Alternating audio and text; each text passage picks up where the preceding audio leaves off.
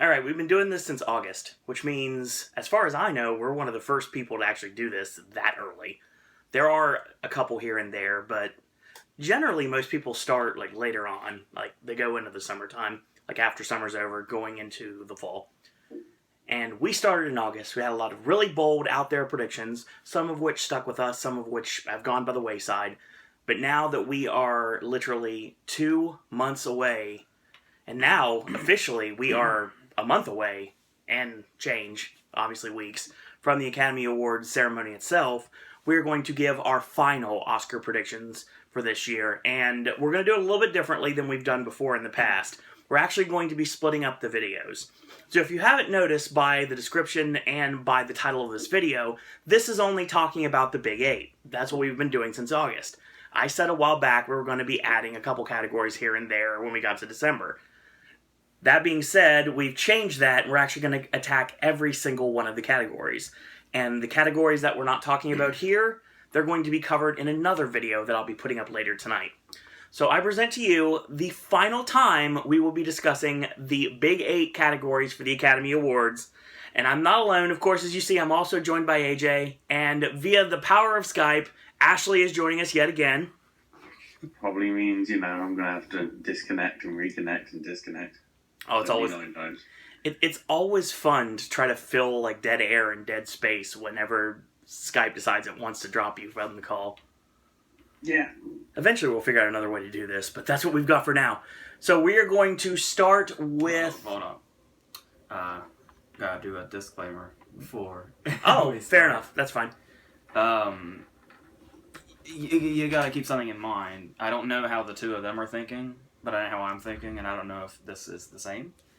But don't forget that every year there's always big, shocking snubs and big, out-of-nowhere surprises. Right. No matter they vary in size, of course. But there's typically something that's always really surprising and really shocking that's either here or not here or both. Right. And when I went about doing this, I was thinking about what those things could be, because you can get called an idiot or whatever if you go for something or you don't go for something. Mm. But there's just kind of always going to be something in there that does or does not make it, and that could be anything, really. That's correct. When you look at, like, Affleck and Bigelow in 2012, and Hanks and Thompson in 2013, and the Lego movie last year, there's always something that seems like a certain thing. That's right. That just doesn't do anything. Gone Girl only getting one nomination. Ridiculous. In acting. Yeah, that kind of stuff is going to happen. So of course. If you see like a lot of stuff missing, shit happens. And all right, now I got to put a language disclaimer in the video. Thanks. Well, shit. What else is there? Yeah, good point. So what we're going to do, like I said, we're going to do the Big 8 here. We're going to start with Best Adapted Screenplay, and we're going to finish, obviously, with Picture. And our next video, we're going to be talking about the Tech Awards, as well as like animated, foreign, just documentary, everything else. So, and also for people that don't want to watch two videos necessarily, they want to notice a timestamp, they don't mind that, I will combine this video and the video we're going to be filming in a bit, and I'm going to put them in one so you guys can watch one video if you don't want to just watch two. So. The extended director's cut. Exactly. That being said, let's get started. Best Adapted Screenplay. AJ, take it away. I have Anomalisa, The Big Short, Brooklyn, Carol, and Room. You'll notice the two major ones left out are Steve Jobs and The Revenant. Right. I'm really sensing an extreme lack of passion for Steve Jobs. Mm. Like, that may not be the case, but that's just what I'm sensing from it. And right. Even to the point that even somebody like Sorkin, which seems like it should be a given, and a lot of people think is the movie's safest bet, even above Fassbender. Correct. Just with all the other stuff going on in this category, and I don't know if anybody else is even thinking about Anomalisa, but I just kind of. It's just always been that one that's kind of in the back of my head. Where Yeah, I can see that. Something weird like that, and it's fucking Kaufman. They would. It's very easy to see that they would go for Kaufman, regardless of what the movie is. And you could easily have two animated films running for screenplay in both categories. And as far as The Revenant, it's to my understanding that it still seems like a good bet, regardless. Yeah. But as far as it being like, it's more the acting and it's a whole visual thing, and maybe not. Maybe not so much introduced script. It's like the Star Wars argument. It's probably closer to something else that I can't think of off the top of my head, but yeah, with all this other stuff in here, this is what's looking good to me right now. So, all right, Ashley. I'm going with Carol, the Danish Girl, Brooklyn, Steve Jobs, and Mad Max Fury Road. And it begins. It does begin. Not spoiling anything, but Mad Max was probably my film of last year.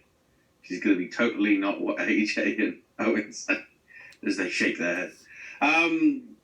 This is just so we're doing what Ashley's saying, because we do what the internet tells us to do. We're just shaking our heads. Or I am. And AJ's kind of looking quizzically at his paper right now. Yeah, I think Steve Jobs is actually going to sneak in. To be honest, the strongest two out of a lot of them look to be Brooklyn and Carol at the minute. Mad Max is just going to get credit because, it did a female lead character before Star Wars did. Spoiler. And they'll probably just put the Danish Girl in because, from what I've still got to see it. Actually, as some of you have seen it or watching this video, I may have already seen it, or yeah, the plan is to see it tomorrow. So January 1st, our opening day here. Yeah, we have to wait. All right, my adapted screenplay lineup, kind of a combination of both of you, to be honest, but it's my mix. I'm going to go with Carol, I'm going to go with The Revenant, I'm going to go with Steve Jobs, The Big Short, and Room. I think Room is more of a player this year than people think it is, number one. I actually think this category is... I think I said this in the video. You definitely did. I feel like this category is The Big Short versus Room. It easily could be. Sorkin's Steve Jobs script, I think it could have been a guarantee a while back, but I think the problem with Steve Jobs is kind of fallen by the wayside. I took a shot in the dark about my prediction. Spoiler alert, Steve Jobs will show up a little bit in my list, but I'm not going to even call it bias. I'm just thinking that there's a possibility it could happen. I'm sticking with The Revenant here. I know it's low on people's radar when it comes to screenplay, but it's such a solid movie that, at least from what I've heard, so, it really seems like it's something that is going to be a big deal. I think they're going to go for it in every way possible. That seemed like the way I think they're running with Spotlight. Some things you wouldn't necessarily think Spotlight would get, they probably will, just based on the fact that, oh, by the way, it's Spotlight or it's The Revenant. And I think that The Revenant's going to run with this. I did not have The Big Short and original lineup when I did this. I kind of did some fast thinking, and I was like, you know what? I need to understand the fact that The Big Short is a lot bigger deal than I thought it was going to be. So I think that Adam McKay is going to have a very successful Oscar night by just getting nominations alone.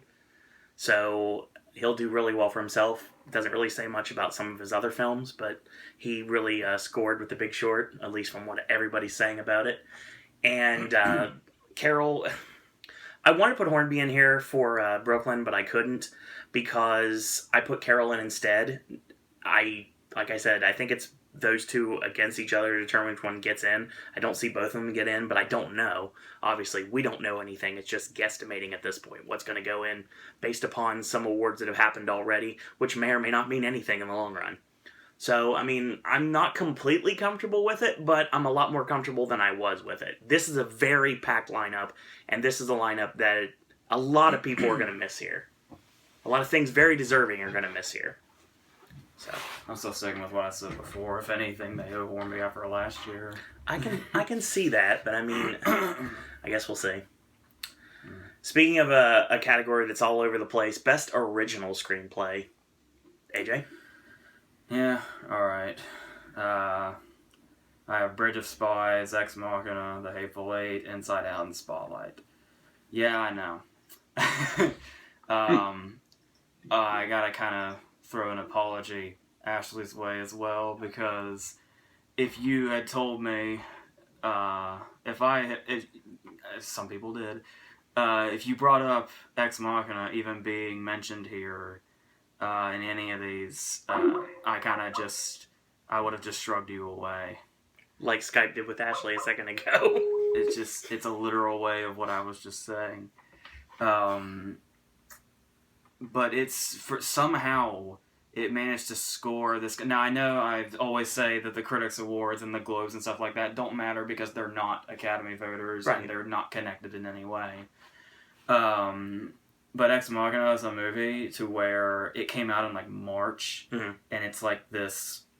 It's not quite indie, I would say, but it's kind of in that territory. Yeah, I could see that. And it's a sci-fi movie.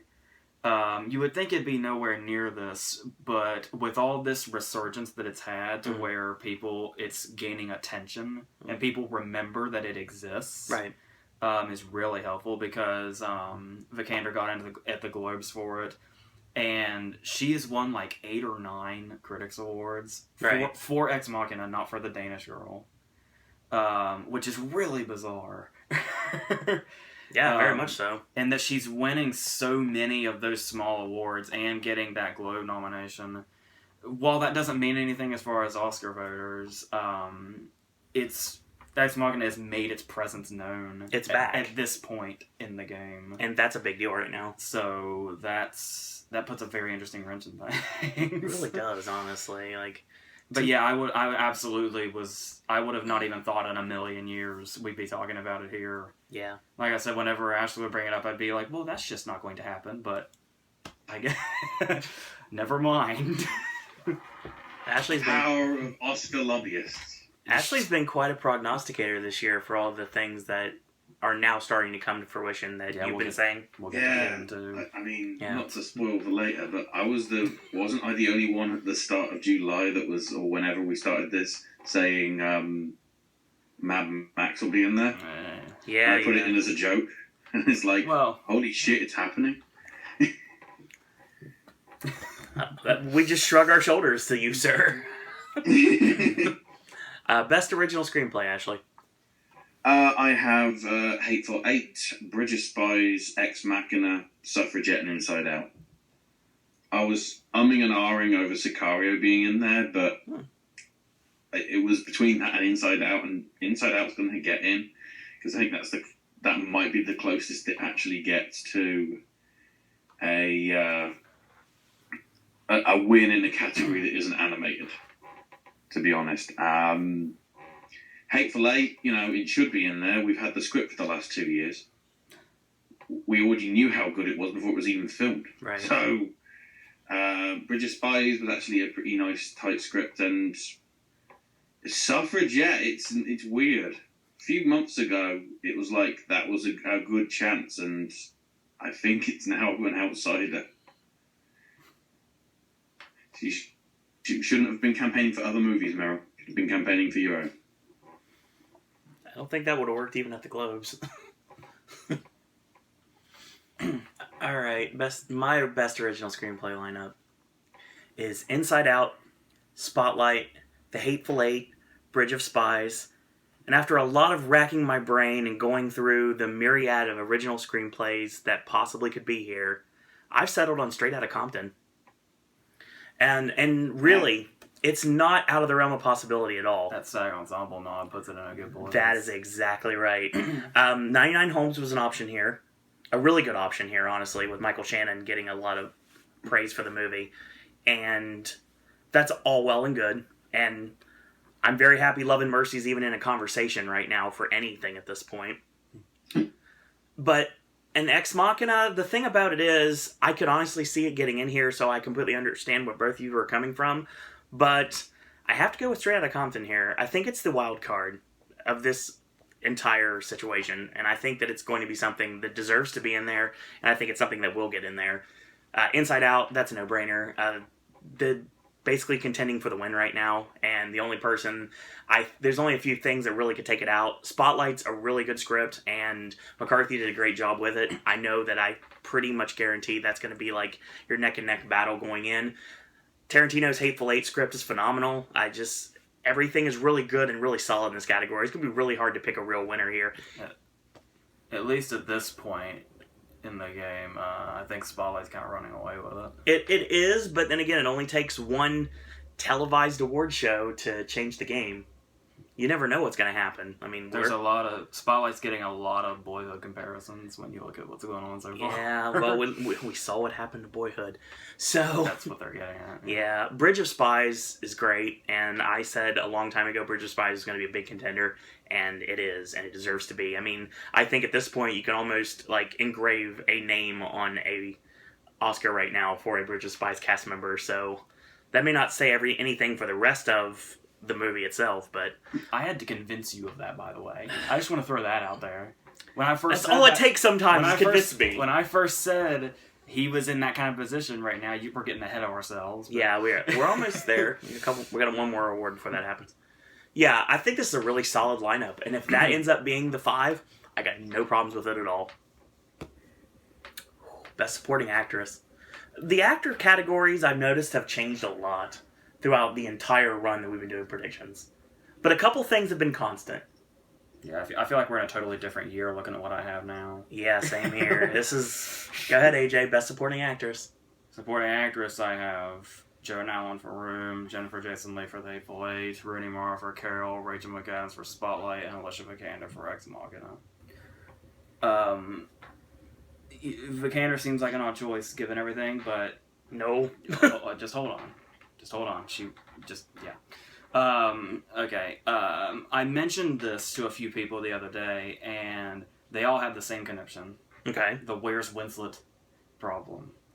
And why would Joan Allen be here and not Kate Winslet? I had some people... This blew my mind. I get Sorkin, and I get Fassbender, but there were some people trying to argue with me saying they thought Winslet was Steve Jobs' most secure nomination of anything.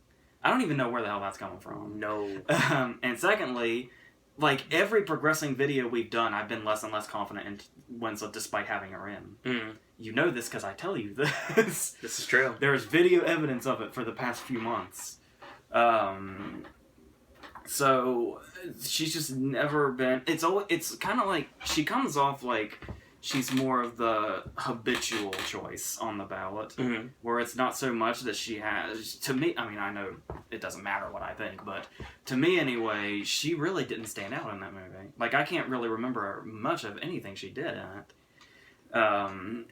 And it just kind of... She's just always seemed like that option to me, to where it's just kind of the, well, that's here option. And it just seems like one of those things where it will be shocking if she doesn't show up, even though she was just kind of being just thrown in. It was like a there, token nomination. Yeah. Like there was no passion in putting her in there. People were just kind of saying, well, she's in there, like out of habit. Like most of your supporting actress predictions throughout the years have been stuff that you haven't been passionate about anyway, so... And the idea about still putting Joan Allen in here, kind of being our Laura Dern-esque surprise. The surprise we were predicting, but still surprise. Right. Where, like I said, they really love her, and Room is in a really good place right now. Oh, yeah. Room has been building momentum, like, the whole season, and it's getting bigger and bigger, and I could totally see... When you have... And thinking about the idea of putting Allen in instead of Winslet, which seems insane, for most, I assume, where I really, it's exactly what I've been saying. I feel like Steve Jobs is really losing momentum while Room is really, really gaining it, and it just kind of seems that this is what will come of that. It'd be weird if those are the two movies that are fighting for that spot, though. And I was concerned about Jennifer Jason Leigh having seen The Hateful Eight now, because somebody asked me today what her chances are now of like winning anything, and I said after seeing that performance, she's either gonna get jack shit or she's gonna take everything. I really can't tell which it's gonna be. I think The Hateful Eight's gonna have a nice, successful Oscar season. So I can, like, right now, in my head, I can see her winning everything, but I can also see her getting snubbed. And I really was not sure which way to go as far as predicting nominations. That's literally one extreme to the next. So I'm, like, I almost didn't have her in here. I was going to put Mirren in her place. for Trumbo, but maybe that's just the one time my wishful thinking is going to sit through. We'll see. But because she seemed secure for a while too, but with people, I don't know how the Academy is going to react to that movie. I really have no idea, because it's like, I kind of get to them taking to Bastards and Django, but this is kind of a different thing, and I really don't know how they're going to react to it in general. It's in her character itself. I don't know that... I just don't know how they're going to react to the character or the movie or pretty much anything that insane fucking movies do. Good way to put it. So we'll just see what happens, but that's what I've got for now. Ashley, Best Supporting Actress. This is where I get shot down in the fire. I've got Rooney Mara for Carol, Rachel McAdams for Spotlight, Helen Mirren for Trumbo, Kate Winslet for Steve Jobs, and Julie Walters for Brooklyn. I was sort of umming and ahhing between Walters and Fonda, as in the person who's up there who spent the least amount of time on screen. And also, you'll notice there's no Meryl Streep. I've given up on that. If they give a nomination to her now, that is the obvious, pity vote that I've ever seen. Admittedly, I've yet to see Youth, I've yet to see Trumbo, I've yet to see Spotlight, but I've heard so much stuff about the Spotlight cast and the fact that I think Spotlight probably is going to win the what was it? Is it the SAG award for Best Ensemble? Yeah. Probably. I'd say. To be honest, after seeing Carol, I'd actually put Cate Blanchett as supporting actress over Rooney Mara. Because Rooney Mara's in the film more.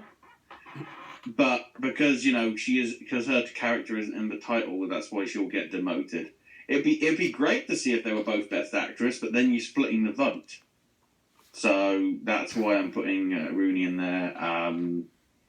As I say, I've still got to see the other ones because thanks to the good old UK releases, I don't think we get Trumbo until 8th of February. So I'm just putting it in there because I've heard a lot of good things about that.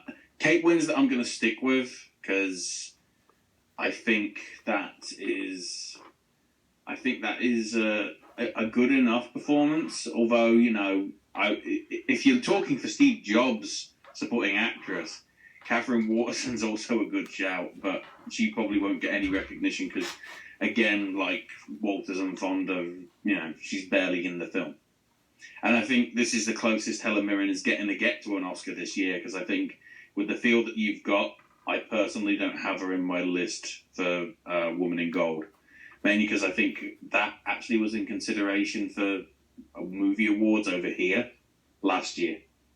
I think. I mean, I'm not sure. But I know it came out around the Oscars last year. It's like, wow. That's going to get buried. Yeah, her SAG nomination for it is just one of those weird things that just... I guess they just didn't know what else to do. So, it's a pity vote. Well, you said it, we did. A pity vote. They gave her two. One for Trumbo and one for that. Yeah, because, they liked her too much in the NT live screening of the audience when they did it on Encore. It's like, oh, she's the queen and everything. Give her two awards. All right, my Best Supporting Actress lineup, is Helen Mirren for Trumbo, Kate Winslet for Steve Jobs, Jennifer Jason Leigh for The Hateful Eight, Rachel McAdams for Spotlight, and Alicia Vikander for Ex Machina. I'm going to say something that's probably not going to bode very well for my award predictions. I think The Danish Girl is getting nothing except possible tech nominations. I'm going way against the grain here. Wow. And I will state that Alicia Vikander's role in Ex Machina, even though we all love Oscar Isaac more, because Oscar Isaac is amazing in that movie, that performance is amazing. And the fact that it's actually starting to get accolades makes me believe that it's going to happen. You yourself were the last person to get me to realize that this needs to be in here. I was going to say, aren't you? Everything you're saying, didn't I just say that just now? That's why I'm responding to it. Mirren, as Hedda Hopper and Trumbo, it's not as like strong as it could be. But like AJ said, when it comes down to it, Trumbo could be either really liked or really hated, depending on what part of the industry you're in. It's an industry movie, like you've said before, and that's something I think that the Academy are going to go for. That's the reason why there's something else coming up later on. I'm even shocked I put it in the first place. Winslet for Steve Jobs, I think, is pretty... I can't say it's safe at this point. I think it's really hard to wonder if it's going to happen or not. Like you said, she's probably going to miss or she's going to get in. It just depends on at this point, because obviously that's the only thing you can do. Jennifer Jason Leigh is awesome in The Hateful Eight, and she belongs here. I think that this is going to be a good year for her. And Rachel McAdams for Spotlight. My last prediction, I've been taking her out, putting her back in, taking her out, putting her back in, and I finally decided on this one. I'm putting her in. So I think she might be one of the big surprises for Spotlight, because there's been a lot of... is anybody from the cast going to get nominated when it comes to the acting performances? Because a lot of the cast, like Ruffalo and Keaton, both missing, and then Ruffalo would get in and Keaton get absolutely nothing.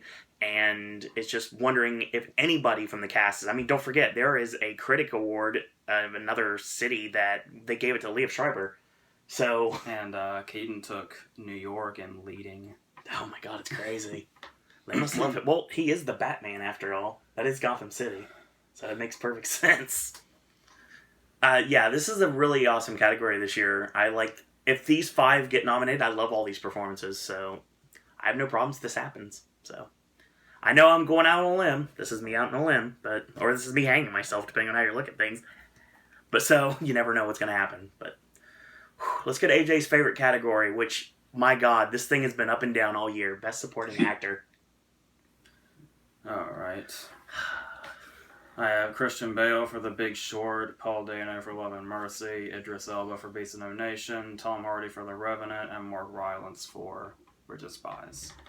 The first thing I'd like to address, of quite a few things, is you'll notice, if you were watching this last year, and if you were watching at the beginning of this year, I was reluctantly attached to Michael Shannon for 99 Homes, thinking I was out of my mind, and wishful thinking, because I really want Michael Shannon to be nominated again.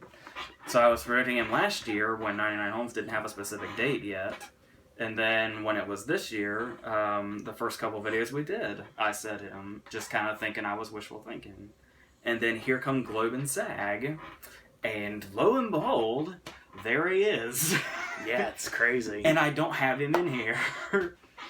I know why that is, but you're going to have to tell them why. Well, the specific thing I went for was, if we're looking at what happened last year, somebody's got to be Jake Gyllenhaal. Mm. Somebody's got to be Daniel Bruhl. Somebody's got to get everything leading up to it and still get shit canned at the end. And he's just kind of who I'm leaning towards. As much as I would love to put him back in here after all that, I kind of feel like he's going to get the Gyllenhaal, Bruhl, etc. treatment. Okay. You'll notice that pre-Globe SAG, everything else, it was not weird to have Tom Hardy in here. No. Now it's a little weird, because for some reason, the movie's doing very well. DiCaprio's doing really well right now. He's like sweeping the Critics Awards, and he's gotten all of them so far. And Hardy is nowhere to be found. Yeah, it's a big shame at this point. Which is weird, also given his collective year with that and Legend. Right. So the only thing I'm thinking is, number one, BAFTA can still go for him. There's still time for that. True. Which a lot of people are saying he'll probably get double nodded at BAFTA if they take the Legend. Which is... Oh, I see that happening. Because Legend is one of the most British movies I've ever seen. And it's by a writer-director that's from Rhode Island. But secondly, say he misses at BAFTA. The only other thing you can think of this as is, this is of course just a long shot, but if you want to grab something to hang on to, you've got to. You remember the last time DiCaprio got nominated, and so did his co-star. Mm. Jonah Hill, when he got nominated for Wolf of Wall Street, had nothing going in. Right.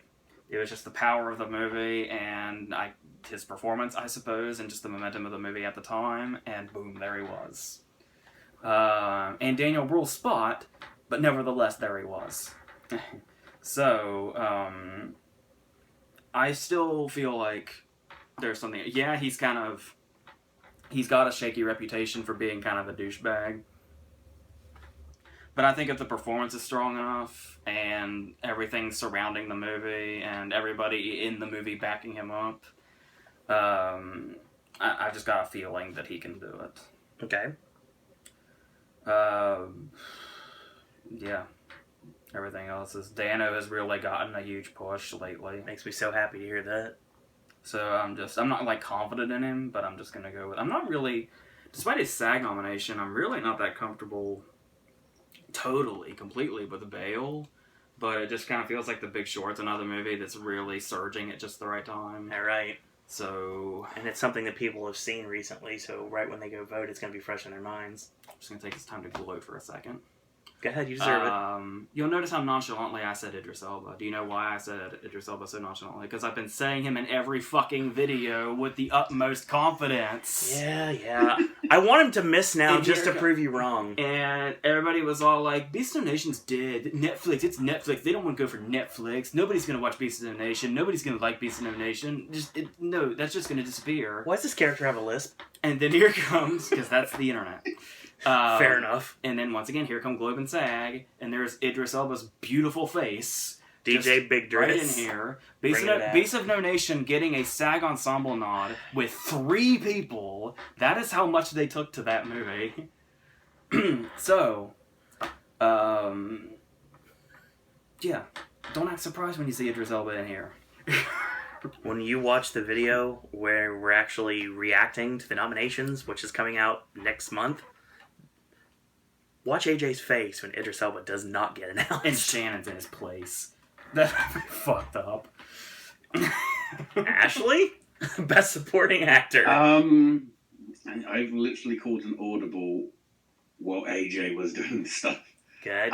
So my 5 are Jeff Daniels for Steve Jobs, I really wish I could put that in there. Samuel L. Jackson for The Hateful Eight, Benicio del Toro for Sicario, Mark Ruffalo for Spotlight, and Mark Rylance for Bridge of Spies.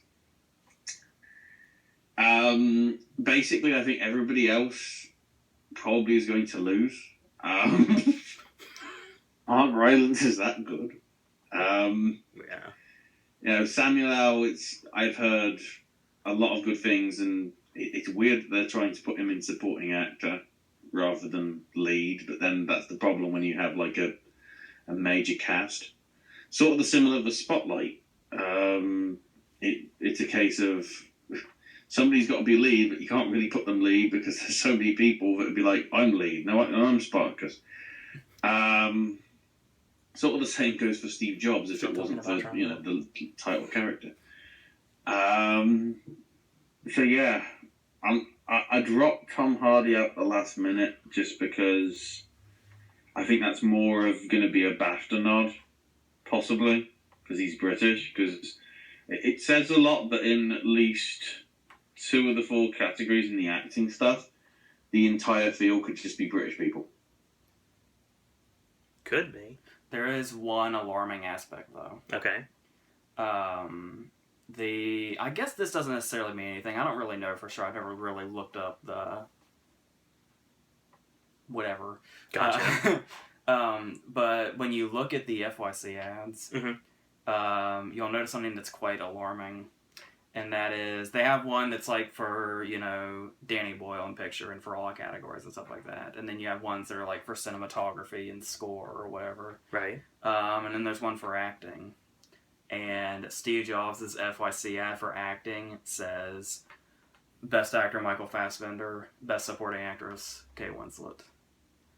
And nobody else. Wow. The studio's not even pushing him or Rogan. Or anybody but Fassbender and Winslet, apparently. Wow. But I guess that doesn't necessarily mean it. Like I said, I haven't really looked up to see if there's been a case. I've been trying to campaign for Daniels all year, and then now I feel weird kind of dropping him at the last minute. With anything, it could be Jeff Daniels for The Martian. Jeff Daniels, in whatever Jeff Daniels has been in this year, it could get in there just because it'll be sort of like the debate that I'm going to be having in a few minutes in the next category. As in, it's not going to be for that film, but it's going to be for the entire body of work that person's done over the past 12 months. Fair enough. My best supporting actor lineup. I like you, Ashley, had Tom Hardy in here at the last minute, but I ended up taking him out because it just seems like it's a long shot at this point. It shouldn't be, but it seems like it's a long shot at this point. And my boy Paul Dano doing so well, getting those nominations he deserves so well for Love and Mercy. It's been a great year for him, and it sucks that I have no room for him in my lineup. I want him to get nominated. This is where I want to be wrong, because I want Dano to get this nomination because he deserves it. And if you haven't seen Love and Mercy, check it out. It's an amazing film. I will say right now that I'm not completely confident with this lineup at all. Had to eliminate Spotlight, completely out of contention. Number one, Michael Keaton, it didn't seem like it was the right time. And Mark Ruffalo was in here, but I had to take him out because somebody else kind of ran into my mind. One of them could still pop up. Oh, I know. I know. And the person I took him out for, as I will tell you in a minute, is somebody that you don't have much confidence in either. Just wouldn't it be fucking hilarious if it was Liev Schreiber? Oh, that'd be great. I love every second of that. His performance is awesome in that movie. Okay, my best supporting actor lineup. Go ahead and gloat now. Idris Elba, Beast of No Nation. Michael Shannon, 99 Homes. Christian Bale, The Big Short, which is the person that came in at the very last minute to take that last spot in my lineup. Do I even need to say Mark Rylance for Bridge of Spies? I mean, he seems like he's going to be the guaranteed winner. It needs to be said over and over again. And yeah, this may be a big snub, but in AJ's mind, and obviously your mind, and a lot of people's minds, maybe it won't be. I'm still going with Sylvester Stallone for Creed. I don't have complete faith in that at all. At all. You know, the thing about Stallone is a lot of people are actually trying to build it up that he could still win if he gets nominated. No. That's an if he gets nominated. I'm going to be totally honest with you. And I don't know if the other people not predicting him are the same. Honestly, one of the main reasons I haven't been considering Stallone is because I keep forgetting about him. Yeah, he's just that far off my radar. Yeah, that's another problem too. I've got to wait till January 15th. Wow. I mean, there's a lot of great supporting actor performances, and this is going to be a list where, just like a lot of the categories this year, there are going to be a lot of very valid performances they're going to miss out.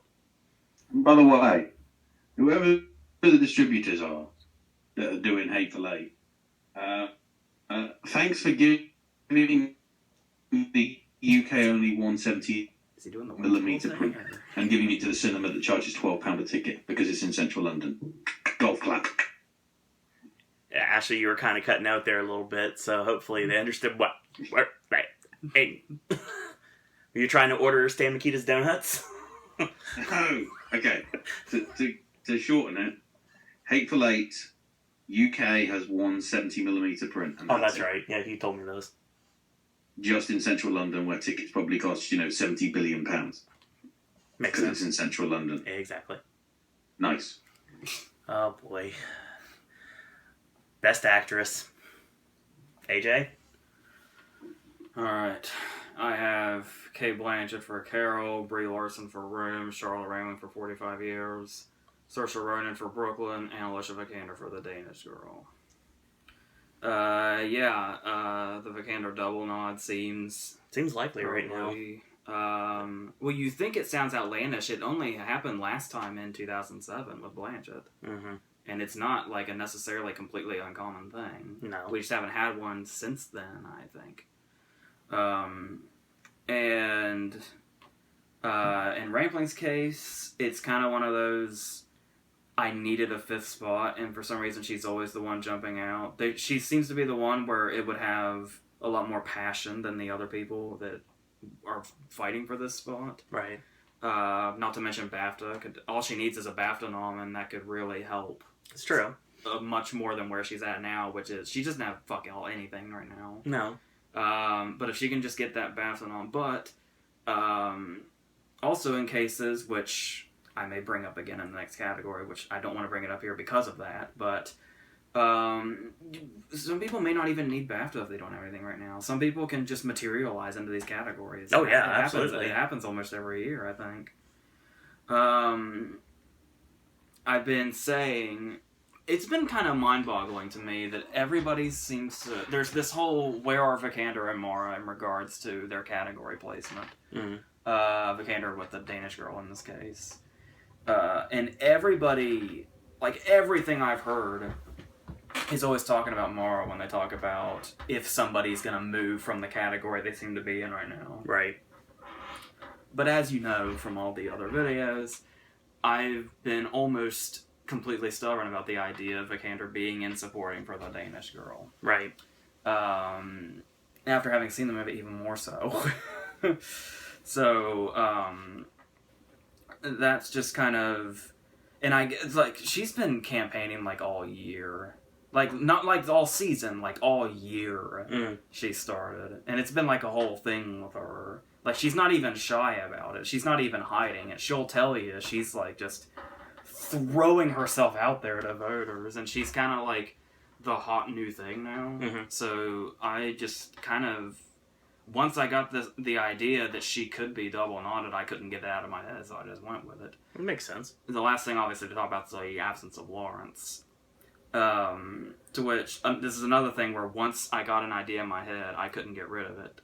And that was the comparison of Lawrence this year to Amy Adams last year. Mm-hmm. Where she's playing the strong, tortured woman that's trying to break through, and she's not necessarily in a comedy, but she's going to be pushed in comedy. She's most likely going to win that Globe. She will be in talks and almost be getting that spot, and a lot of people will probably be predicting her, but she ultimately won't make it. Amy Adams last year probably had a better shot than she has, because Amy Adams hasn't won yet, unlike her. Right. And Amy Adams has more nominations. True. So... I pretty much, honestly, this might be overkill, but I almost would probably be actually surprised if she does get in at this point. Because Joy has just gotten this really, and not just me, not just my personal reaction to it. It hasn't got a great reaction. Joy is really not, as we've been saying in these videos, this was not your typical David O. Russell reaction from people. So, I don't imagine Joy's doing anything up to and including a token Lawrence nomination. So, alright. Vikander's kind of our new thing that could be because Lawrence used to be, she's always getting in because she's the hot new thing. And that appears to be Vikander now, so... I don't really see it, but I guess that's just there. That's just what it is. Ashley? Best actress. I have Kate Blanchett for Carol, Saoirse Ronan for Brooklyn, Kerry Mulligan for Suffragette, Brie Larson for Room, and Alicia Vikander for Something. Nice. I don't even care what it is. That's why I said that's a way to look at it. Vikander's going to get a nomination here for her body of work that she's done, apart from Seventh Son. Then again, that would have been in consideration last year, which is probably why keep the man from nobody really campaigned for her for I can't even remember what it's called now. Oh, it was a British film that came out where she was the lead actress. Can't even think of the name of it off the top of my head. That could be a number of things. But it was like getting a lot of awards potential, and it just dropped off. I think because it didn't even get any BAFTA recognition. But even then, you knew that something good was coming from her. Then you saw Seventh Son, and you went, "Please don't do anything more like that." And then she did Ex Machina and the Danish Girl, and we're like, "Oh, thank God." So yeah, Maggie Smith is probably going to get the BAFTA recognition along with. To be honest, everybody in that list could just be British. come BAFTAs, because you've got Mulligan, you've got I think Ronan might actually be Irish, but then you've also got Maggie Smith, Charlotte Rampling, and Emily Blunt. Because I think they might just BAFTA could pity on Emily Blunt, because that film's got no recognition when it honestly should.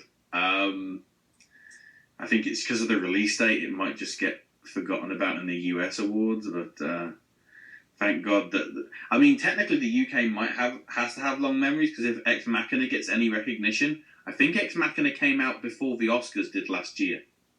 Over here, I need to quickly check that on Wikipedia or something. But yeah, if that's the case, that film was 12. That film was like 12 months old by the time the awards come around. Well, it swept. That's why it should get recognition. It swept the British Independent Awards, so That's right. that was just a couple of months ago, I think, or last month. I mean, it's your turn. It is my turn. Yeah, I'm not confident in this list at all. I have the double nod for Carol, Kate Blanchett, and Rooney Mara. I've got Jennifer Lawrence for Joy, Saoirse Ronan for Brooklyn, and Brie Larson for Room. And I say right now that I love the Brie Larson performance. I love Room in general. The movie's awesome. And it's definitely not a movie I normally would go to at all. But I really think she has a great chance to win. Not just contend for the win, I think she probably will win. Ronan is getting a lot of great accolades for Brooklyn. And honestly, It's between the two. Right? I can see either one of them winning at this point. There might as well be only two people running for this award. But, I mean... Which two? Ronan and Larson. And Lawrence is... I can't say she's the best part of Joy, because I think that Bradley Cooper is. But he pretty much is when I wake up in the movies. And I like Russell's work, but still. Obviously I do. Everyone knows how much I campaigned for American Hustle. But the thing is... So, well, that did me. I honestly think that this will be Joy's only nomination. It's either going to go Lawrence or nothing at all. There is no in between here. I don't see it contending for anything else. I don't think it will contend for anything else, but I'm putting Lawrence in here. Not completely confident at all, but I think it's Ronan, Larson, and then insert somebody from Carol, if not both of them, and everything else is up for grabs right now. There's so many performances that could get in here. Just to clarify, Ex Machina did come out in the UK on the 21st of January. Wow. So it is basically 12 months old. And if Vikander was, on my list at least, if Vikander was going to be nominated for Ex Machina and Best Actress, all 5 nominees would be filmed 4 films. Interesting. In Suffragette, Carol, Ex Machina, Brooklyn, and Room. Yeah, I wanted to run Carrie here so bad, but I couldn't justify it. I think Suffragette's getting nothing this year. I don't even think it's going to get in for the text. Ooh, let's go Best Actor time. AJ? Okay. I have Michael Caine for Youth, Bryan Cranston for Trumbo, DiCaprio for The Revenant, Michael Fassbender for Steve Jobs, and Eddie Redmayne for The Danish Girl. Why, you must be asking, am I still hung up on Michael Caine? Especially when I don't have Fonda in here. Yeah, that's the weird thing. You drop Fonda out of your lineup, too. Well, that's just kind of the weird shit that would happen. Let me just tell you. Okay. This is that thing. This is that one where it's going to happen or I'm just going to go down with it. Yeah, I know how that goes. There's still a few things going on here. Number one, he's Michael Caine. He's done this very well many times. Right. He's campaigning. Mm-hmm. That's a good sign. Yeah. There's still the possibility of BAFTA. True. But even if, and I'm probably reaching here, but at least I have something to go on. Should he miss BAFTA too, I am going towards him doing what Tommy Lee Jones did in 2007. Okay. And yeah, I know. Tommy Lee Jones probably got in for In the Valley of Ella, probably because he also had No Country to back him up. People didn't know where to put him in No Country. He got the SAG nomination for supporting there. But when he got in for In the Valley of Ella, he had nothing else for that movie the entire year. Right. It was just very, very sudden. Like I said, maybe that had a lot to do with No Country being that year as well. It probably did, and I'm just reaching here. But never know. I just cannot bring myself to let go of Michael Caine. Okay? That's just that one thing I just can't do. I thought about Will Smith also. Yeah, I'd love to. Because I thought, not only does he just totally warrant it, but the thing is how heavily he was campaigning had a lot to do with why so many people were predicting him. But then he was going to go off and film his new movie, which means he would be too busy to campaign. Mm-hmm. But it's to my understanding, regardless of that, he's still quite out there doing his thing and making sure people see Concussion.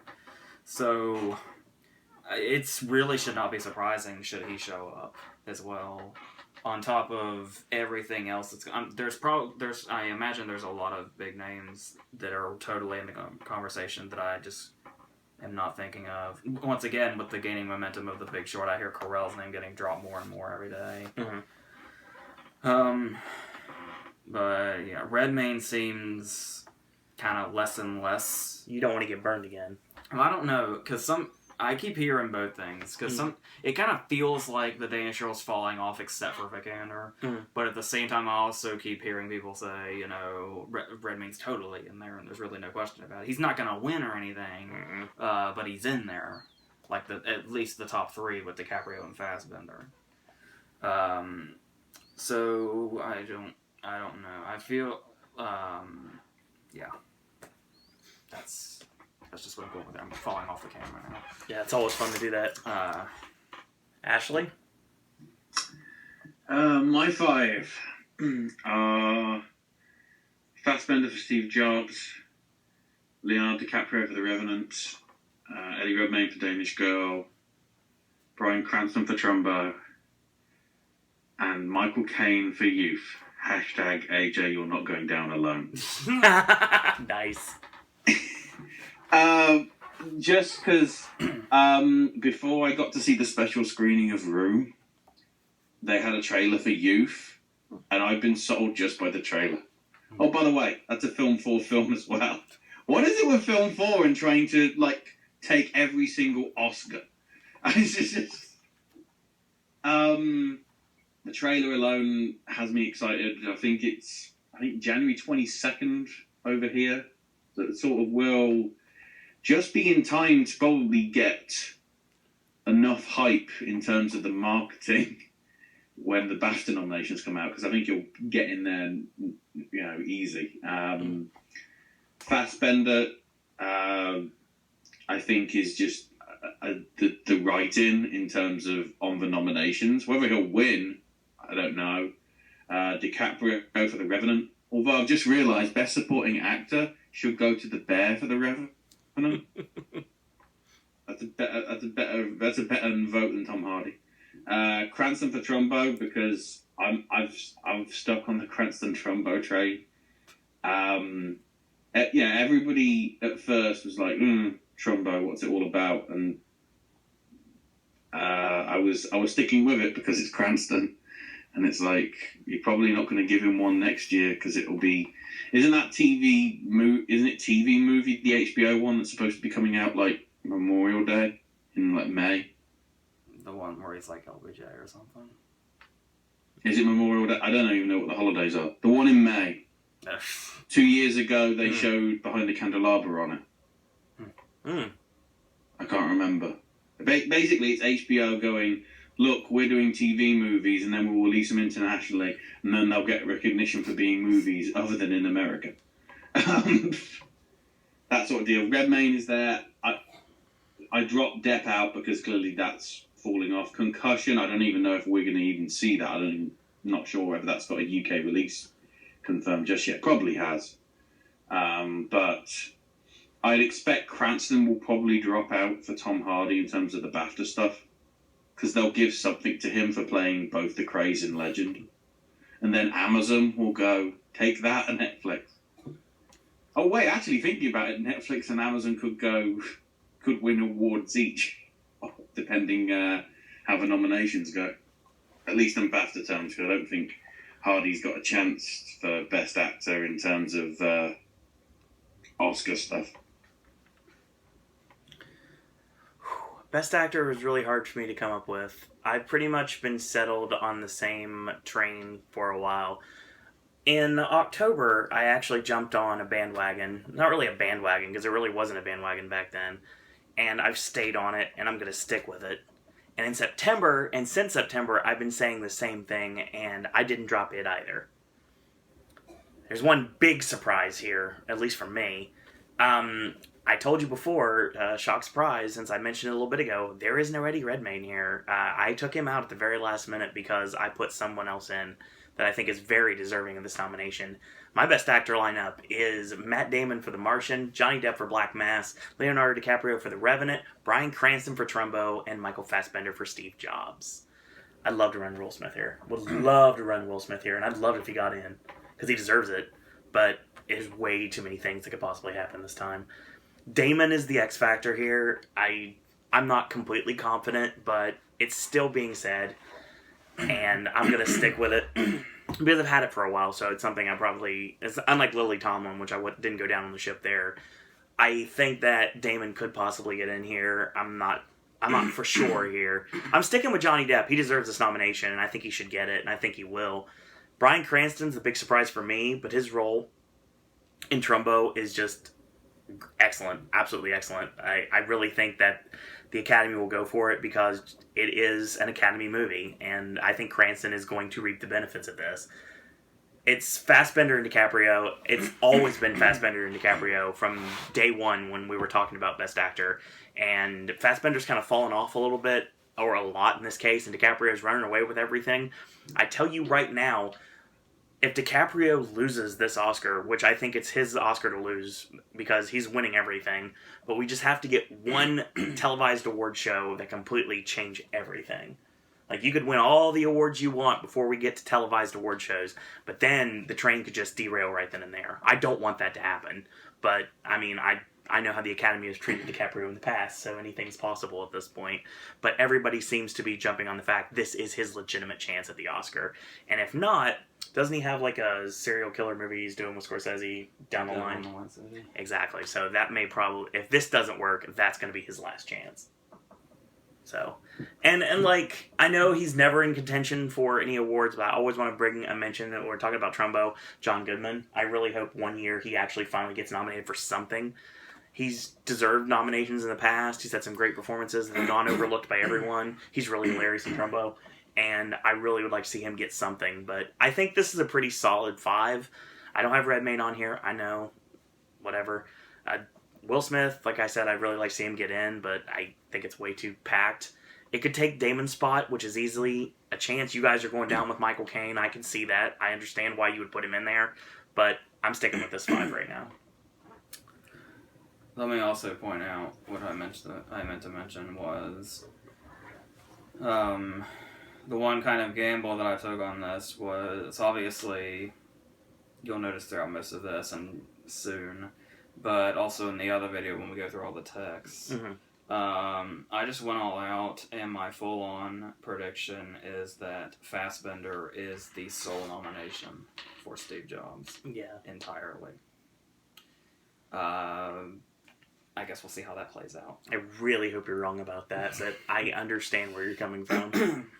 Oh, speaking of things that we don't know what's going on right now, another really packed lineup, Best Director.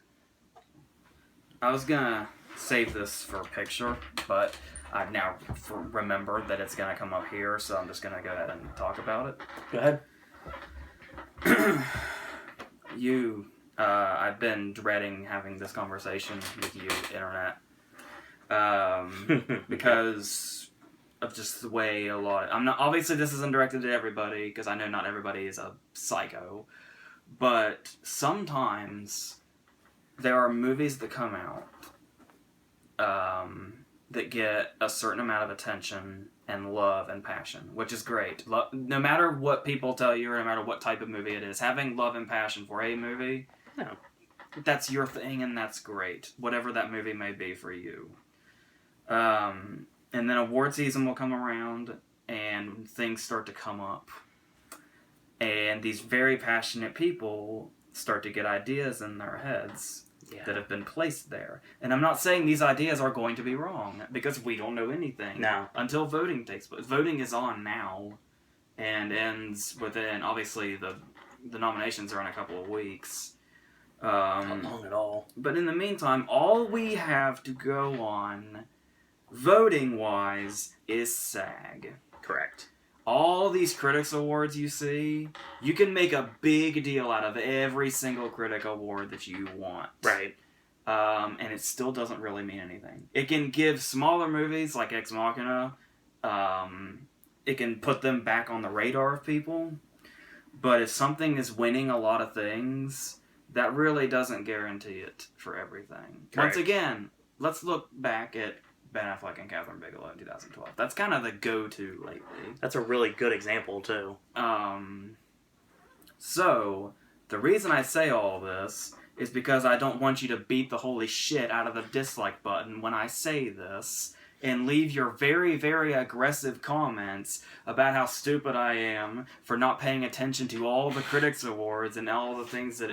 something that is clearly taking over. Right. I'm trying to think like the Academy, and not like Critics Awards are what starts and stops everything. Because that is absolutely the farthest thing from the case. It's true. And for some reason every year people seem to forget this all the time. I had to go through this with you fuckers with Selma last year. Do you remember? And even though Selma did get that picture nomination, fucking nobody acknowledges it. Which is stole If anything, you'll notice the whole protests and shit. If anything, Selma's picture nomination pissed off its target audience. Everybody knows it should have been Foxcatcher. That's exactly right. So, having said all that, you know where this is headed. My director predictions, that are just guesses, that I am not saying are absolutely definite, and could totally be wrong realistically, sure, are Cary Fukunaga for Beasts of No Nation, Todd Haynes for Carol, Alejandro Gonzalez Inarritu for The Revenant, Tom McCarthy for Spotlight, and Steven Spielberg for Bridge of Spies. Yes, I am aware George Miller and Ridley Scott aren't here. Especially George Miller. Yes, I am aware. Okay? Before you... I'm not even sure you're being antagonistic. I'm just going to assume you are to cover my own ass and speak to you aggressively. Because that's just... Did you watch the fucking movie? Yeah. It is no surprise that the people who love this movie are fucking aggressive. This is true. And yes... Mad Max is doing very well. It's gonna fucking rape the tech categories. Oh yeah, totally. Which is gonna help it. Mm-hmm. It's already even if it doesn't get in any of the big 8, it's still gonna have like 7 or 8 nominations under its belt, just in tech categories. It'll win at least a handful. So. And yes, I understand this, and I also understand this is actually an argument I have to throw at people, and I'm not even predicting Miller. This is something I have to tell other people, and that is they're saying. The Academy won't go for Mad Max because they're old white people. Lest we forget, the writer and director of Mad Max and the whole brainchild of the dude is a 70-year-old white guy. Is the mastermind behind this. He's freaking old, man. So I don't know what the fuck you just said, man, but I gotta... But no, and I went through the whole Martian thing on the last video. Mad Max has created a whole other thing with everything it's doing right now. Yes, I'm aware Mad Max is going fucking crazy right now and getting wins out the asshole for Picture and Miller. Mm-hmm. There are people who are so out there right now with... Like, there were some critic noms, and then there were some critic wins, and then it got Globe nominations, and now it's just like every critic award that comes out, it's taking picture and director now. Even over Spotlight. Even when Spotlight does win, it seems like Miller always does, too. There are people trying to push Charlize into the top, too. Yeah, there's this whole thing now where people are so out of control because the Critics Awards have given them so much hope, and the Globes on top of that, that they think Mad Max can do everything. There's people saying Mad Max will win Picture. And I want to bet them money right now. I think the Academy will not completely shun it. Mm-mm. Like, it's not the whole, all the Academy is old white guys and stuff like this. The people who are old guys now in the Academy were young when the original Mad Max came out. Right. So even then, there would be some passion for it, you'd think. Of course. Even with all this stuff going on and everything pointing in this direction, I just do not see this being a Big 8 movie. Nope. Regardless of every critic thing.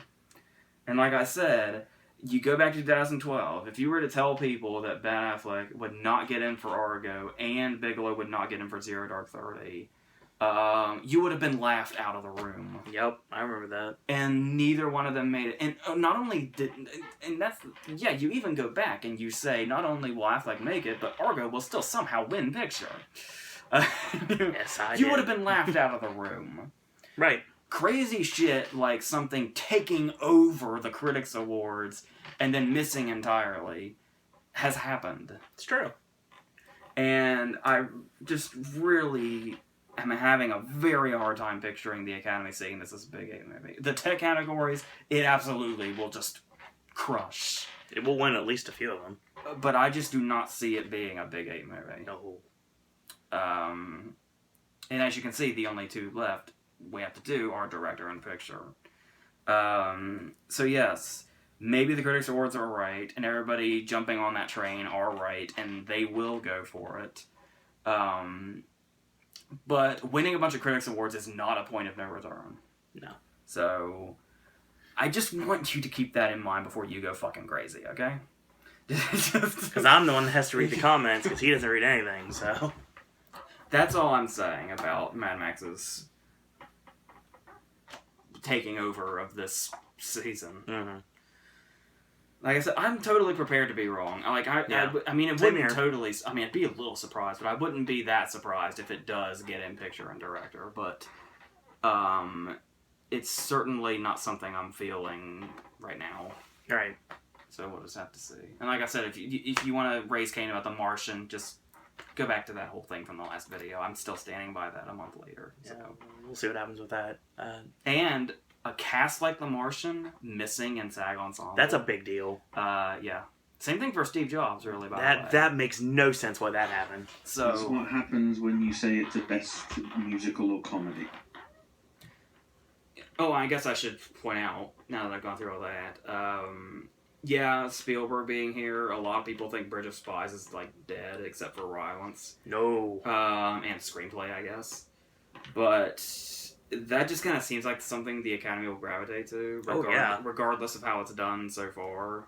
On top of the fact that, I can't remember if I said this in the last video or not, but obviously with him in his status right now, people are going to be going back and watching Bridge of Spies again, based on Rylance alone. Right. And when they go to do that, they'll be reliving the movie itself, and I think that'll kind of rejuvenate it when... as the voting, I guess you got to speak in precedence, as the voting is taking place right now. True. So, and Fukunaga was my very last choice here, which I had him for a while and then I took him out. That SAG Ensemble not for Based on Nation really gave me confidence about that being in. I've always had it in picture and Elba always in here. I've always imagined it was going to be in there in one way or another, and with that small, because the last movie, obviously it's not going to do this, but obviously the movie everybody jumped to when they saw that all the unknowns plus Idris Elba, they got a SAG Ensemble nomination, despite being a small ensemble for Beast in a Nation, was giving everybody Slumdog vibes. Right. And we know how Slumdog did. I'm not saying Beast in a Nation is going to do that. I'm just saying that that was very, very good news for Beast in a Nation getting that nomination. It's true. And so, yes. It would be kind of like, not just because of the word beasts, but if we're talking Affleck and Bigelow style snubs, right, we have to have a Ben Zeitlin type nomination. And clearly, like I said, not just because the word beast is in the title, but Fukunaga would be such a Ben Zeitlin nomination. Oh, totally. So, that's why I chose those. Ashley, Best Director. AJ's gonna kill me. I've got Alejandro Gonzalez Inarritu for Revenant, Tarantino for Hateful Eight, Spielberg for Bridge of Spies, Danny Boyle for Steve Jobs, and George Miller for Mad Max Fury Road. At least you didn't say I'm Ridley just- Scott. If anything, the only reason Spotlight isn't in there is Spielberg. That's I interesting. honestly feel Spielberg. It's my hashtag. Meryl Streep always wins argument. Spielberg practically always gets put in the best director, whether the film is good or not. Unless it's Practically. Wars. You I'm know, gonna say something before you go. I'd say I know. just from the trailers alone, he's got more chance of doing something with BFG next year Oh, in terms of directorship. that's a fair point.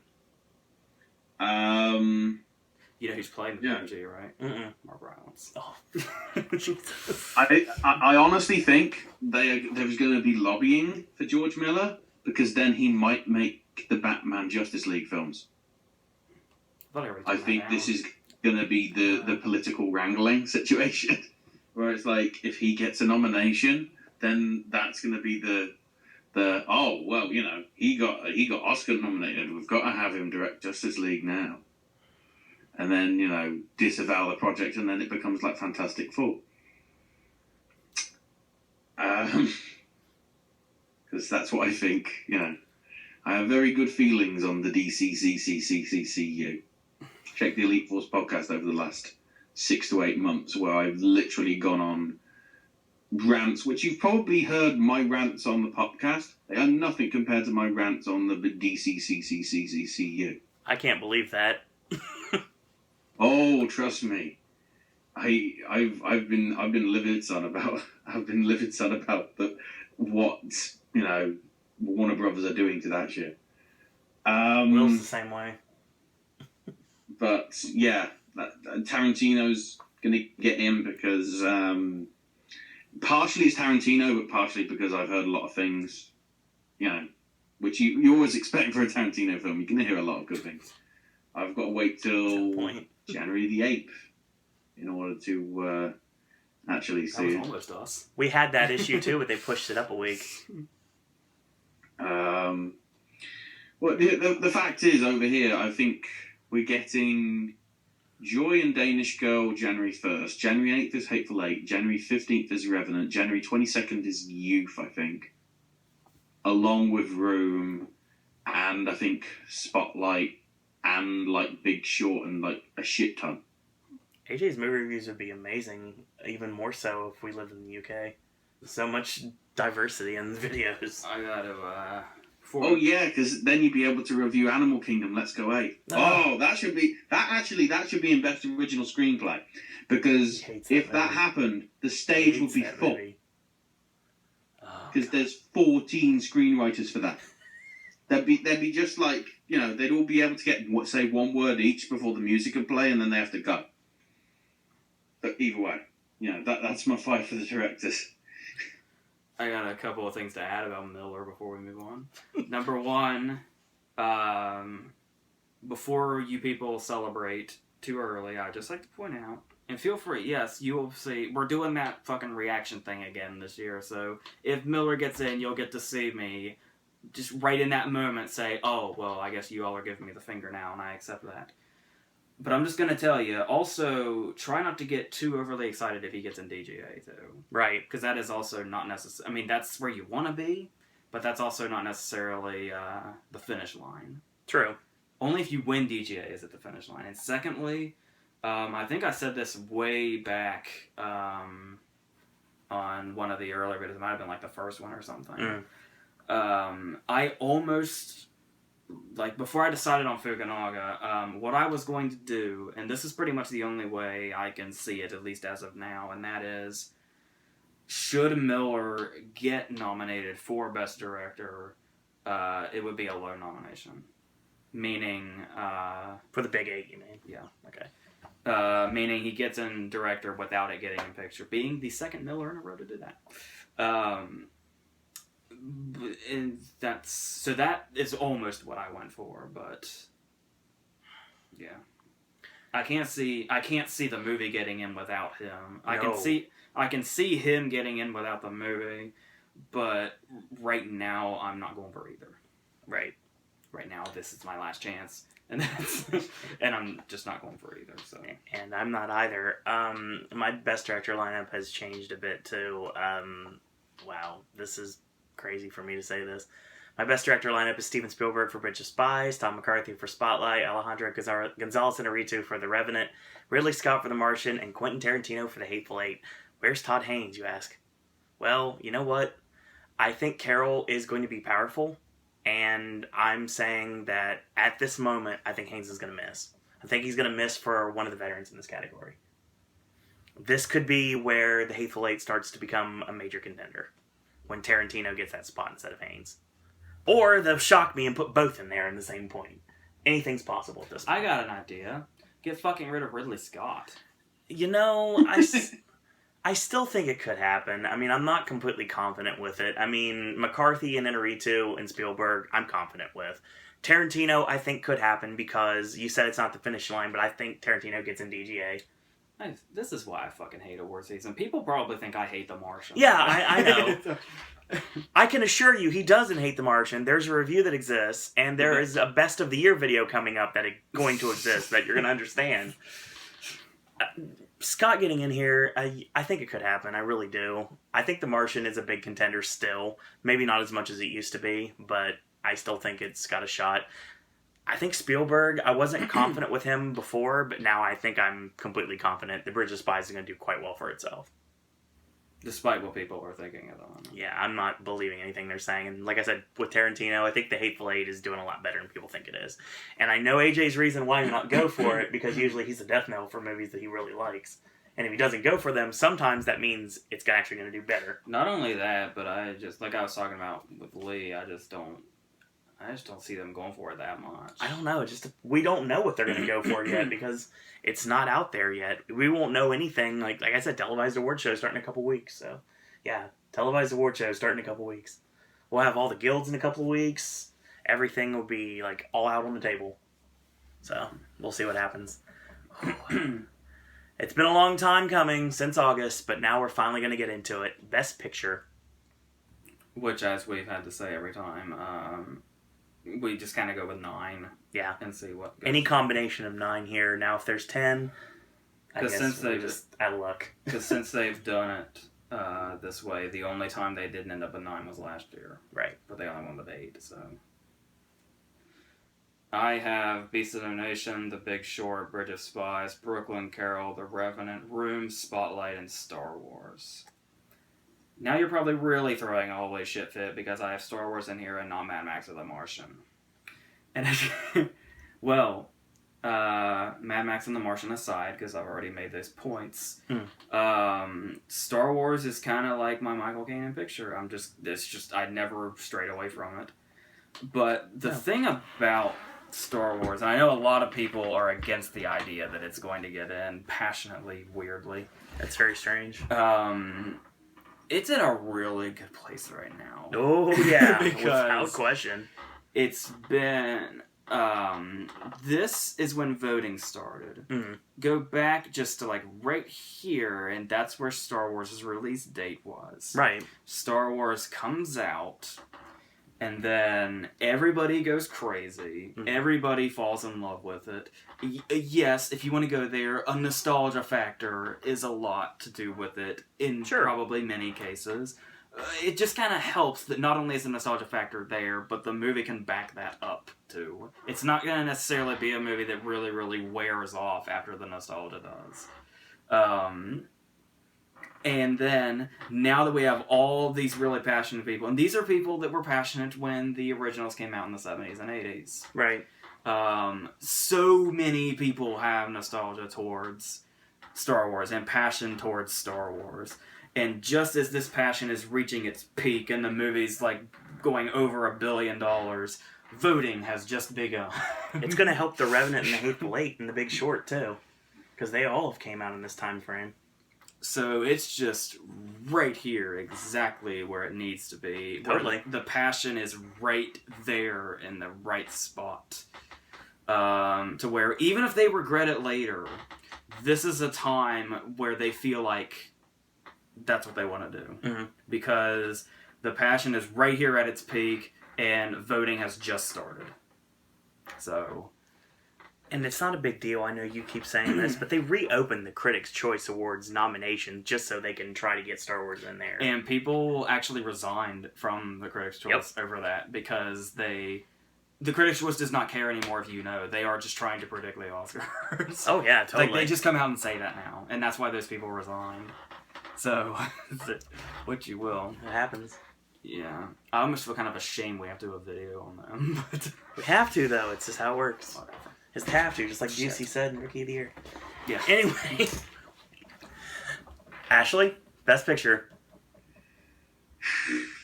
I'm sticking with 9, but I think if you had to put a 10, it would be Star Wars, just to expand that out. Because I think this is going to be your Toy Story, Inception sort of year. There's going to be ones that people actually went to see rather than just the award ones. So I have Steve Jobs, Revenant, Bridge of Spies, Carol, Inside Out, Mad Max Fury Road, Big Short, Spotlight, and Room.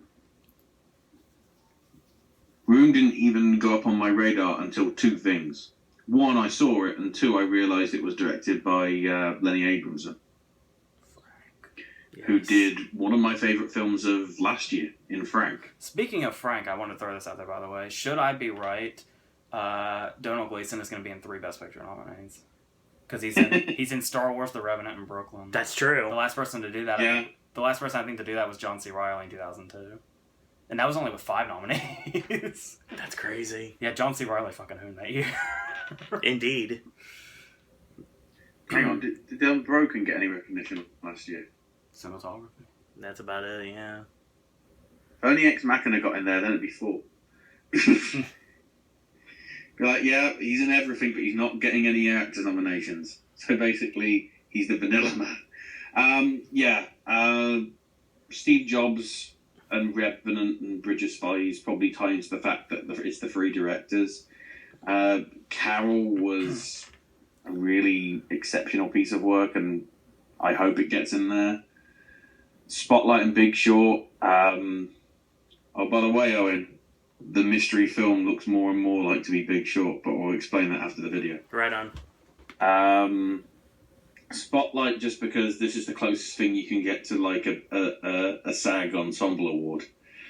It's the closest you can get, but yeah, Room, just, oh my god. I can't say enough good about that film. It came on the radar, and basically it's 2 films in one, and the way the approach that it takes in scripts and the it's just because we can't give that 9-year-old kid an actor's nomination that he isn't nominated. Although if he did get nominated, I think would he beat Wallace in terms of youngest nomination ever. They put him in. They put him in supporting at SAG, and I'm thinking that because there's the idea of basically if you're a kid, it doesn't matter if you're in every single scene of the movie, you're getting put in supporting for some reason. Yeah. And if there's somebody there with you, like Tatum O'Neal had Ryan O'Neal in Paper Moon, and Haley Steinfeld had Jeff Bridges. Tremblay has Brie Larson. I think if Dwight Henry had been much more prominent in Beasts of the Southern Wild, I'm getting my Beasts of the Southern Wild. If Dwight Henry had been a leading role in Beasts of the Southern Wild, Wallace probably would have been in supporting. I mean, if Allen and Tremblay could both get in, I think Room could contend for top 5 category. I meant to mention that. I totally forgot about him. The idea that I put Joan Allen in without putting Tremblay in. It's kind of weird in a way that I put Kanan and not Fonda. Yeah. I almost did that with another award, but I didn't. The issue with that is we're dealing with 2 totally different categories. Supporting actor's way too insane, and they're not going to run him in leading. So that's kind of a clusterfuck. It really is. I think this is more of a year where you might see the field expand just to accommodate the actual blockbusters. Mad Max, because it's getting the attention, and Star Wars, because it's getting the attention. And also because they're going to try and, technically in Inside Out as well, you've got 3 films that are very, very, very mainstream. And I think that will legitimize just expanding the field. So you can still have your usual Academy nominations, but then you've got look, we're with the people. We've got some ones that quite a lot of you may have seen. Some of you may not have liked them, but That's what everybody complains about at my theater all the time, is everything that's running for the Oscars. I've never seen that. I don't know what that is. This year, I don't think you'll be able to say that. For sure. It would be really... The idea of, I know people seem to be going Mad Max and The Martian together, or Star Wars. There's really nobody combined. But at the same time, even if all these things were to converge, that would just be bizarre on a whole other level if we had Star Wars, Mad Max, and The Martian all running together. That would just be... But some people tried to say that this is the, if that were to happen, or just the idea of Mad Max by itself, should it show up, it's like a turning point for the Academy. It's like the Academy modernizing or something. Okay, I see that. It would be going in a different direction from then on. I don't know. This is just things that I've heard. Here's my question about this. We've been going with 9, and they went with 8. What if they go with 10, or if they even expand it and go with 12 or 15 and completely legitimize everything? If that happens, there's a really good chance we got them all right. so it legitimizes the fact that if they go with, say 12, and the 9 are in there, then there's an actual maximum of 10. Okay. So if they go with 10, then that means that we are never going to get that 10th nomination regardless. The only time they've gone over 10 was 1934 and 1935. They had 12. Okay. That was a long time ago, by the way, in case you hadn't noticed. Yeah, it really was. If they... God, I wanted to put Inside Out and Steve Jobs in here. They belong in here, but this year has been way too hectic, so I think both of them at this point, I don't think it's likely. I really wanted Inside Out in here. It belongs in here. Right now, it's in my top 5 for the year. I know it was number 1, then Star Wars happened. I know it's weird, me saying that of all people, but still, it's connected to Disney, so there you go. I will state right now that I really want to put Steve Jobs here. I think I'd love to see a surprise nomination for Jobs in Picture, and I don't think it's out of the realm of possibility, but I think it's slowly but surely inking away from that happening. My Best Picture lineup right now, I'm a little more confident than I was, but I'm going to go with it. I don't have it in alphabetical order, which I know drives AJ insane when he looks at my list here. I have Spotlight, Carol, The Hateful Eight, Bridge of Spies, The Martian, Star Wars The Force Awakens, Room, The Revenant, and The Big Short. Like I said before, I have to understand that The Big Short's just going to be a contender. It's not that I have anything against it. I haven't seen it yet, so I can't really say anything. It's probably going to be here. The Revenant has everything going for it, and Room especially right now has everything going for it. My God, it's starting to become in the conversation as if there were 5. Room might be that 5th spot. It'd be a very good possibility at this point with all its acting nominations it could possibly get. Star Wars... The Revenant, and The Hateful Eight, and The Big Short all coming out around the same time, right before voting starts. It's a very big feather in the cap of all those films. It's actually going to benefit greatly. I'm sticking with The Martian. I'm not completely confident, but, with it and director, both me running them, I'm going to have to go with it. Bridge of Spies, I think, is a big contender this year. I think The Hateful Eight is going to do quite well for itself. I begrudgingly put Carol on here, but... I think it's going to happen at this point. I'd love to see it miss, but I don't think it's going to. Spotlight, I enjoyed a whole lot more than you did, and I would say that I'd like it to be here. It deserves to be here, and a lot of people, if you believe anything that the so-called critics are saying right now, and the so-called experts, Spotlight's the movie that is the one to beat right now, and that's the reason why it's definitely in here, so... It's a really wishy-washy year for the Academy, but it's been really fun trying to predict everything, and who knows how right or wrong we're going to be in a couple of weeks when we actually get our reactions for what exactly happened. So that's going to end our Big 8 conversation, and I want to thank Ashley for joining us yet again. Even though we'll be literally right back with another video. I know. I have to end it properly though. You sound like you're sending him off forever. I have to end it properly, though, thank you. Well, technically you are sending me off, because technically I'm speaking to you from the future. That's right. Hail Caesar coming out next month. Anyway. No, not that future. I meant, 2016. Indeed, that is very true. So Which is why the call nearly went and dipped, because the freaking fireworks. Stop setting off fireworks. It's always We're in the middle of the bloody nowhere. Who's going to see it? No one. They will. Wow. I'm ranting on fireworks. I should be excited. Wow.